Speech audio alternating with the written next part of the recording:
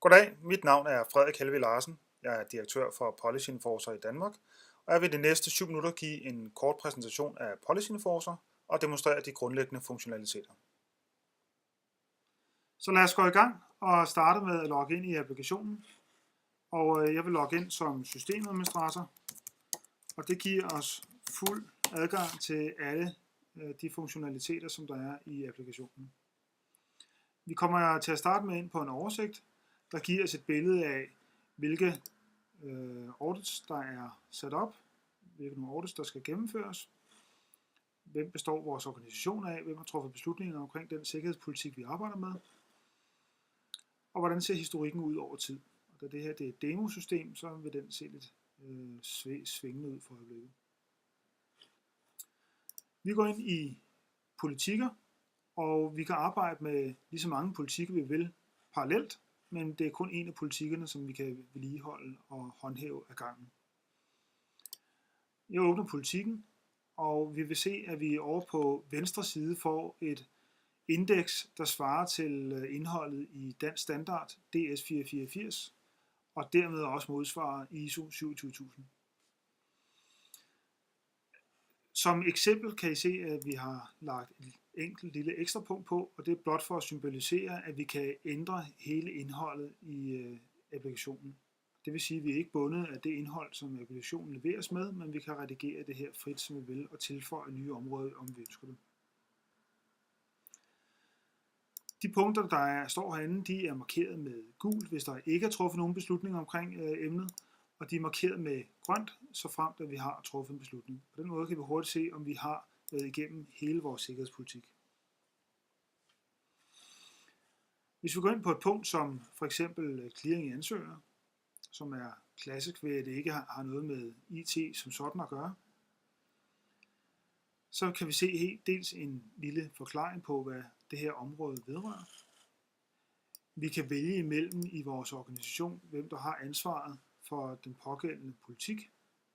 Det er noget, man selv sætter op, hvilke roller det er, vi arbejder med. Og vi kan træffe en beslutning på basis, mellem eller højt niveau, afhængig af, hvor vigtigt det her område er for os. Vi kan også vælge at fravælge det, og så bliver punktet stadigvæk grønt, i kraft af, at vi har truffet et bevidst valg. Når vi gemmer en ændring herinde, så bliver det registreret, hvem det er, der har foretaget ændringen, og hvad tidspunkt det er gemt. Det vil sige, at alt bliver sporet, hvad der bliver foretaget herinde. Vi kan også se, at det her punkt det er noget, som der er sat op til manual enforcement, og det vil sige, at det her det er noget, som er en manuel proces, der skal følges op på, og det bliver gjort via udsending af e-mails til en auditor. Det kunne også have været automatisk, og i så fald havde vi fået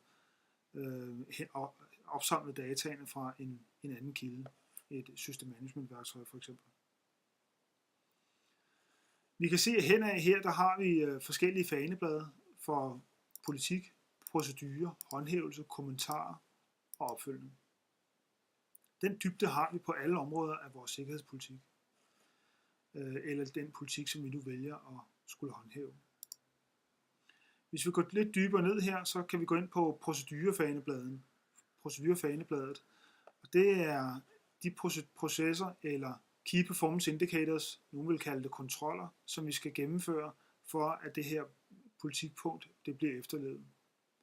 Så det er altså en udmøntning af, hvordan vi konkret har tænkt os at løse den her opgave.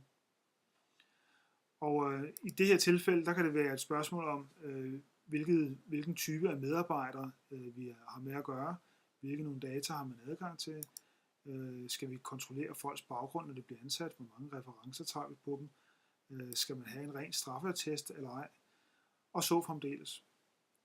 Også det her er noget, som man kan gå ind og redigere, så det passer til ens organisation konkret. Vi kan så vælge at sætte op og sige, at det her det er noget, som vi rent faktisk vil følge op på, og vi vælger blandt vores liste af auditører, hvem det er, der skal foretage den her kontrol. Det kan være funktionen selv, der får den rolle, eller det kan være folk internt eller eksternt, der skal gøre det. Vi kan sætte en eller flere kontroller op, afhængig af, om det skal være en kvalitativ eller en kvantitativ kontrol. Vi kan sætte op vores krav til compliance, det vil sige, hvornår det er godt nok, hvad kan vi leve med. Og vi kan sætte op vores forventede tidsforbrug, og det bruger vi til at holde styr på, hvor lang tid det kommer til at tage, og hvad det kommer til at koste os i tid i organisationen at gennemføre de her kontroller. Vi kan også gå ind og sætte specifikke kommentarer på, og det er noget, som der går ud til auditøren, og vil være en besked eller en kommentar til præcis instruktion til, hvordan skal vi udføre den her kontrol. Hvad er det, der forventes? Vi kan også attach nødvendige dokumenter. Det kunne være processer, personalehåndbog, beskrivelser eller andre ting, som der vil være nyttigt for auditøren at have. Vi kan også lægge kommentarer ind bagved, og det er kommentarer, der ikke kommer med i politikken. Det vil sige, at de vil kun være tilgængelige for de mennesker, som der arbejder med beslutningsprocessen. Og her kan man for eksempel skrive, at vi ikke var enige omkring den her beslutning. Vi kan også lægge mødereferater på, sådan at vi kan se, hvordan vi er nået frem til den her beslutning. Og det kan være nyttigt, når man skal gennemgå sin politik, måske et år efter den er blevet vedtaget, og det ikke længere er de samme mennesker, som der er med rundt om bordet, eller man ikke kan huske, hvad årsagen var til, vi nåede frem til det her. Endelig sætter vi så opfølgning op på det her punkt, og der kan vi vælge tidspunktet for den mail, der skal sendes ud til auditøren. Vi kan vælge, om det er noget, der skal foretages en enkelt gang, om det er noget, der skal foretages dagligt, ugenligt eller månedligt. Og vi kan selvfølgelig også sætte det til at optræde flere gange om ugen, eller flere gange om måneden, eller en gang hver tredje måned, så det er jo så kvartalsvis. Og det her det bliver sat op og kan køre enten med et antal gange eller uden nogen bagkant, og vil indgå som en del af hele det her skema, der bliver sat op for de audits, der skal gennemføres i organisationen. Alt det her kan gøres for hver enkelt punkt, afhængig af temperament og hvor vigtigt man synes, at punktet er. Og systemet her holder styr på alle de kontroller, der sættes i søen, og sikrer, at de alle sammen bliver gennemført, og ledelsen får den rapportering, der er nødvendig. Og hvad sker der så, når vi har sat en audit i gang? Jamen på det tidspunkt, hvor vi nu har besluttet, at den her audit-e-mail den skal sendes ud, så kommer der en e-mail til auditøren, og den beskriver på det sprog, som der nu følger brugeren til brugerfladen på applikationen. Der beskriver den her, hvem den er til. Den fortæller, hvilket punkt i politikken det er, der skal auditeres. Hvilken politik det er, der er tale om. Hvilke nogle kontroller det er, der skal udføres. Altså hvad er det for nogle key performance indicators, der skal være opfyldt for, at den her politik den nu er compliant. Hvor mange kontroller skal der gennemføres? Hvad er vores smertegrænse for, hvornår vi er compliant?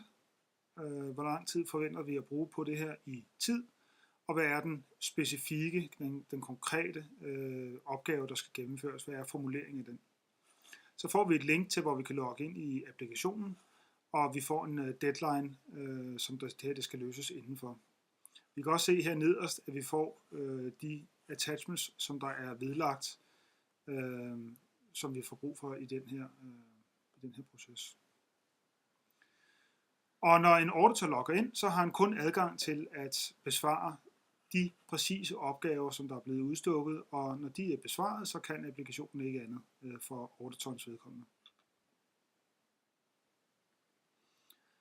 Det var en hurtig introduktion til Policy Enforcer. Se det næste klip, hvor vi går lidt mere ind i rapporteringen og i de øvrige processer bagved.